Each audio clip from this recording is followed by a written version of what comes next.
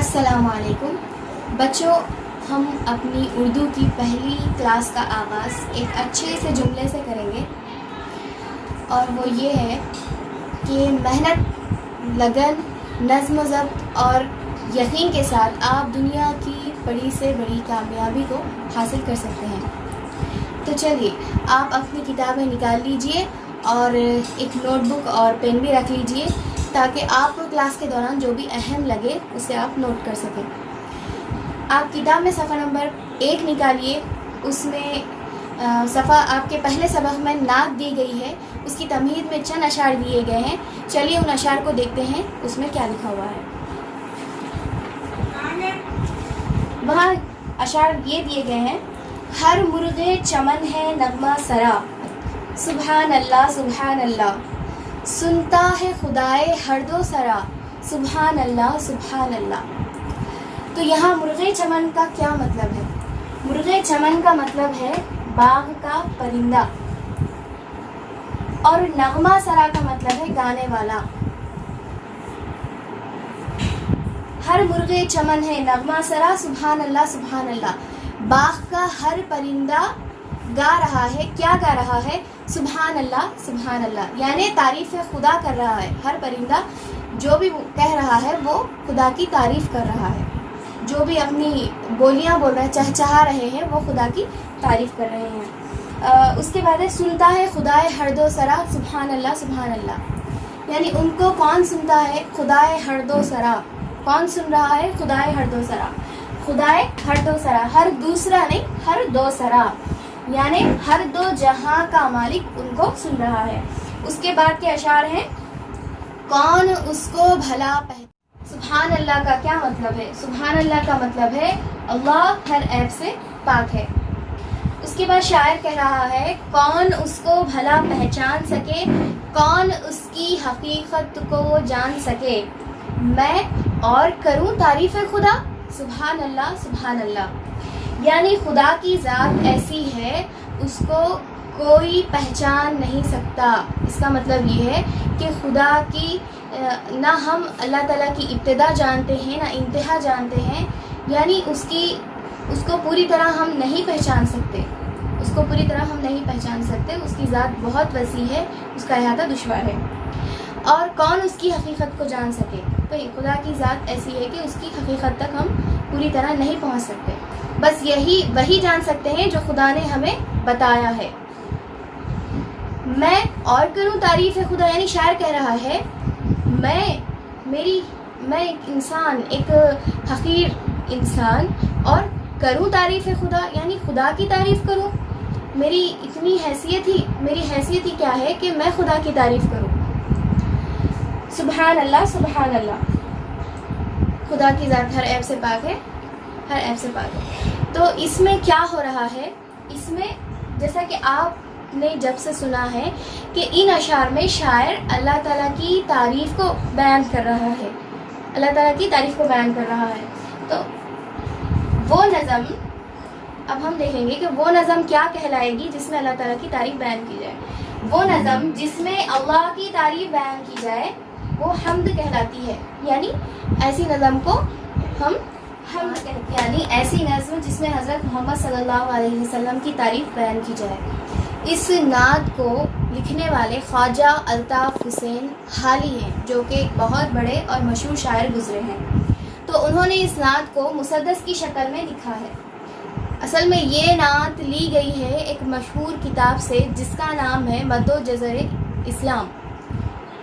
تو اس کے کچھ اشعار، کچھ حصہ اس میں لیا گیا ہے جس میں ہمارے نبی کی تعریف ہے۔ تو مسدس کے کیا معنی ہیں؟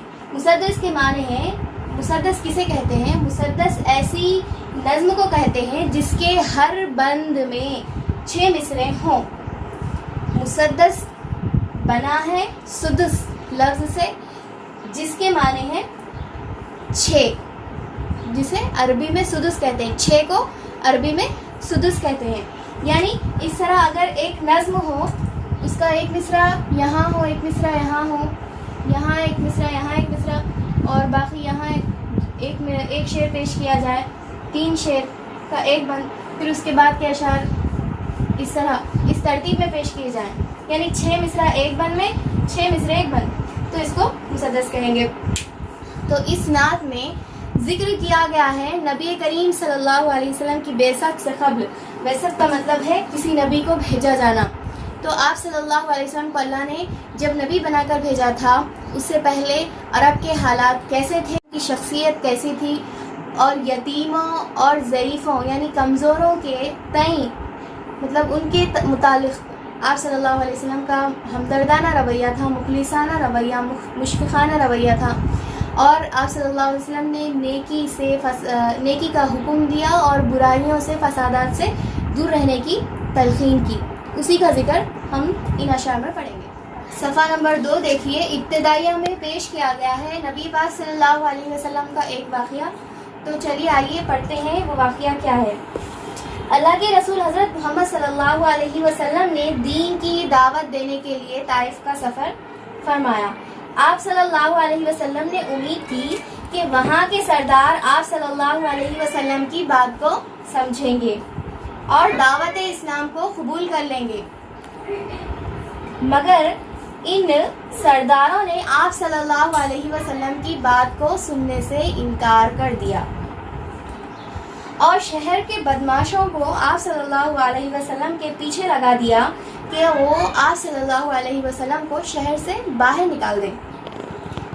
وہ شریر لوگ آپ صلی اللہ علیہ وسلم پر پتھر برساتے رہے، پتھر مارتے ہوئے آوازیں کسنے لگے، یہاں تک کہ نبی پاک صلی اللہ علیہ وسلم لہو لہان ہو گئے، یعنی خون بہنے لگا، پتھر لگتے لگتے لگتے کھال پڑ گئی اور خون بہنے لگا، اور آپ صلی اللہ علیہ وسلم کے نالین مبارک خون سے بھر گئے، یعنی آپ صلی اللہ علیہ وسلم کے جوتے بھی خون سے بھر گئے۔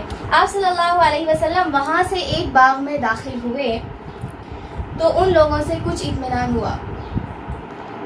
آپ صلی اللہ علیہ وسلم بہت غمزدہ ہو گئے۔ تو اللہ تعالیٰ نے پہاڑوں کے فرشتے اشعار ہیں، وہ نبیوں میں رحمت لقب پانے والا، وہ نبیوں میں رحمت لقب پانے والا، مرادیں غریبوں کی بر لانے والا، مصیبت میں غیروں کے کام آنے والا، وہ اپنے پرائے کا غم کھانے والا، فقیروں کا ملجا، ضعیفوں کا ماں باپ، یتیموں کا والی، غلاموں کا مولا۔ تو ان کا کیا مطلب ہو سمجھتے ہیں اس کی تشریح۔ وہ نبیوں میں رحمت لقب پانے والا، یعنی تمام انبیاء میں ہمارے نبی کو لقب ملا ہے رحمت للعالمین کا، وما ارسلناک الا رحمت للعالمین۔ اللہ تعالیٰ بھی قرآن میں فرماتے ہیں کہ ساری انسانیت کے لیے ہمارے نبی کو، سارے عالم کے لیے ہمارے نبی کو رحمت بنا کر بھیجا گیا۔ تو شاعر کہہ رہا ہے کہ وہ نبیوں میں رحمت لقب پانے والا، مرادیں غریبوں کی بر لانے والا۔ مرادیں بر لانا کیا مطلب ہے اس کا؟ یہ ایک محاورہ ہے، اصل میں یہ ایک محاورہ ہے، اس کا مطلب ہے مرادیں پوری کرنا۔ تو غریبوں کی مرادیں پوری کرنے والا، غریبوں کی خواہشیں پوری کرنے والا، مصیبت میں غیروں کے کام آنے والا، یعنی اپنے تو اپنے، اگر کسی کوئی غیر بھی مصیبت میں ہو تو غیروں کے بھی کام آنے والا، مصیبت میں غیروں کے کام آنے والا، وہ اپنے پرائے کا غم کھانے والا، اپنے ہو یا غیر ہو سب کا غم کھانے والے، یعنی غم کھانا بھی ایک محاورہ ہے، اس کا مطلب ہے غم میں شریک ہونا، یعنی ان کے غم میں شریک ہونا، انہیں دلاسا دینا، ان کے غم کا احساس کرنا جسے ہم کہیں گے۔ تو اپنے پرائے ہر کسی کے غم کا احساس کرتے تھے اور سب کے غم میں شریک ہوتے تھے۔ فقیروں کا ملجا، ضعیفوں کا ماں باپ، یعنی فقیروں اور ضعیفوں کا خیال رکھنے والے، جن کا کوئی ٹھکانہ نہیں ہوتا، فقیر اور کمزور لوگ جن کا کوئی ٹھکانہ نہیں ہوتا۔ ملجا و ماوا کے دونوں کے ایک ہی معنی ٹھکانے کے، ٹھکانہ مطلب کوئی ایسی جگہ جہاں ضرورتیں پوری ہو سکیں، ملجا و ماوا۔ تو ان دونوں کے لیے ملجا و ماوا تھے، ان دونوں کی ضرورتیں پوری کرنے والے تھے۔ یتیموں کا والی، غلاموں کا مولا۔ والی کا مطلب ہے سرپرست، ذمہ دار۔ یتیم جس کے ماں باپ نہیں ہوتے، جس کا باپ نہیں ہوتا، ان کے کوئی سرپرست نہیں ہوتے اور نہ ان کا کوئی ذمہ دار ہوتا ہے۔ تو ہمارے نبی ایسے بھی لوگوں کے ذمہ دار تھے، ایسے بھی بچوں کے والی تھے۔ غلاموں کا مولا یعنی غلاموں پہ بھی رحم کرنے والے، خطائیں کرنے والا یا گناہگار جو گناہ کرتا ہے. تو ایسے بندے جو گناہ کرتے ہیں ان کے ساتھ بھی نبی پاک صلی اللہ علیہ وسلم اچھا رویہ رکھتے تھے, یعنی ان سے بھی درگزر فرمایا کرتے تھے. درگزر کرنا کا مطلب ہے معاف کرنا, ان کو بھی معاف کر دیا کرتے تھے. یعنی جو تکلیف پہنچاتا تھا, جو مصیبتیں دیتا تھا, ان کو بھی ہمارے نبی معاف کر دیا کرتے تھے. بداندیش, بداندیش کا کیا مطلب ہے؟ بد اندیش کا مطلب ہے برا سوچنے والا. جو ہمارے نبی کے بارے میں برا سوچتا تھا, بداندیش کے دل میں گھر کرنے والا, جو ہمارے نبی سے نفرت کرتا تھا, ان کے بارے میں برا سوچتا تھا, ان کو ایذا پہنچانے کی, ان کو تکلیف پہنچانے کی کوشش کرتا تھا, تو آپ صلی اللہ علیہ وسلم نے اس کے ساتھ بھی ایسے اخلاق رکھے کہ اس کے دل میں اپنا مقام بنا لیا. تو برا سوچنے والوں کے دل میں بھی آپ صلی اللہ علیہ وسلم نے اپنا اچھا مقام بنا لیا. وہ لوگ بھی اپنے دل سے آپ صلی اللہ علیہ وسلم کو چاہنے لگے اور دل سے آپ صلی اللہ علیہ وسلم کا احترام کرنے لگے, جیسا کہ حضرت عمر رضی اللہ تعالیٰ عنہ کی مثال سامنے ہے ہمارے. مفاسد یعنی برے کام, فسادات جو بھی تھے, مفاسد کا زیر و زبر کرنے والا.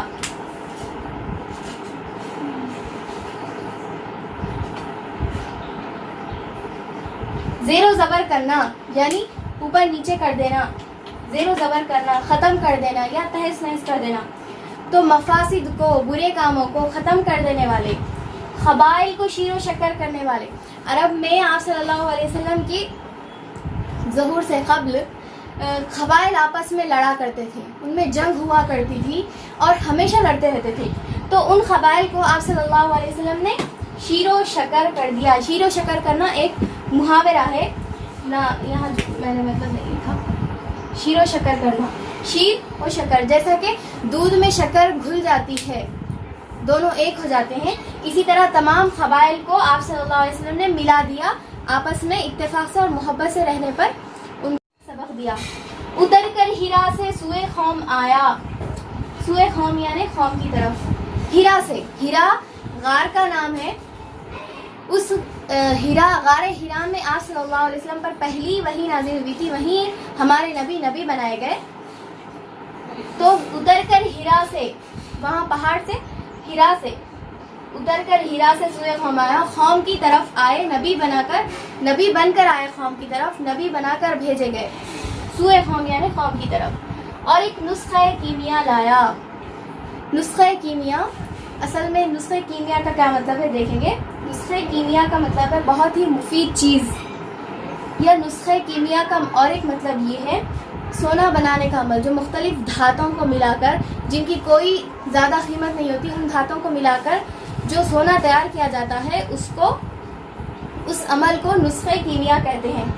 تو ایسی چیزوں کو آپ صلی اللہ علیہ وسلم نے ملا کر, کچی دھاتوں کو جس طرح ملا کر سونا بنا دیا جاتا ہے, اسی طرح آپ صلی اللہ علیہ وسلم نے ایک پرآشوب ماحول والے علاقے میں, ایک ایسے علاقے میں جہاں پہ لڑائی جھگڑے وغیرہ, فسادات وغیرہ عام بات تھی, تو ویسے لوگوں کو سونے کی طرح بنا دیا, یعنی بہت اچھا بنا دیا.